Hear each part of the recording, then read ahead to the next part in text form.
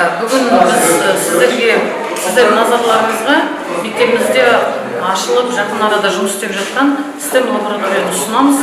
Бұл STEM лаборатория кімдердің еңбегінің нәтижесінде ашылды десек, Болашақ инжиниринг атты компанияның ұйымдастырушылары, соның жетекшілері, олардың барлығы болашақ халықаралық бағдарламасының түлектері, Өмірхан Ербол, Қыстаубаев Мағжан деген жігіттер осы шетелде алып келген білімдерін біздің қазақстандық білім жүйесіне пайдаланып, осы жаңа технологиялармен біздің жас өркен бүлдіршіндерімізді таныстырып жатыр. Міне сол жігіттердің озық білімі нәтижесінде біздің мектебімізде осындай STEM лаборатория ашылды. Бұл әрине тағы да біздің жастарымызға осындай шетелдің алдын қатарлы оқу орындарында білім алуға мүмкіндік ашқан елбасының және осы сол кісінің бастамасымен ашылған болашақ бағдарламасының нәтижесі деп есептейміз. Сондықтан осындай білімді, еліне қызмет ететін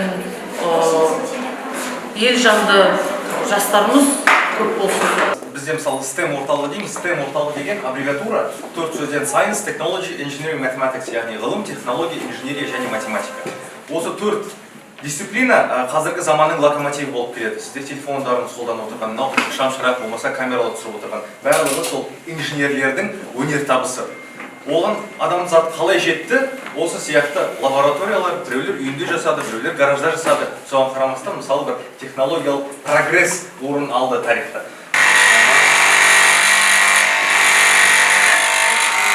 Установ ағашты кеседі, осындай жеңіл материалды кеседі, бірақ та қолды кеспейді. Бұндай ерекшелігі бар да? Сондықтан негізі 8 жастан бастап қолдануға болады. Басқа да әрине қауіпсіздік техникасын сақтай отырып, бірақ та енді андай станок емес та, бұл тиме оған, болмайды оған деген сияқты. Нағыз бала ойнап, мұқият қарап, жұмыс істеп, шынымен бір еңбектің жемісін көруге болады осындай заттар арқылы. Сондықтан балаларыңызды осы технология сабағына дұрыстап ниетіңіздер, енді дайындаңыздар. Жай ғана еңбек сияқты бұрын деген нәрсе емес. Сосын одан бөлек тағы да сабақ уақытынан тыс түстен кейін білуімше бұл жерде тағы да кружок болып өтіледі. Ақылы түрде кімнің қатысқысы келеді, осы жерде тағы да STEM бойынша білім алуға болады.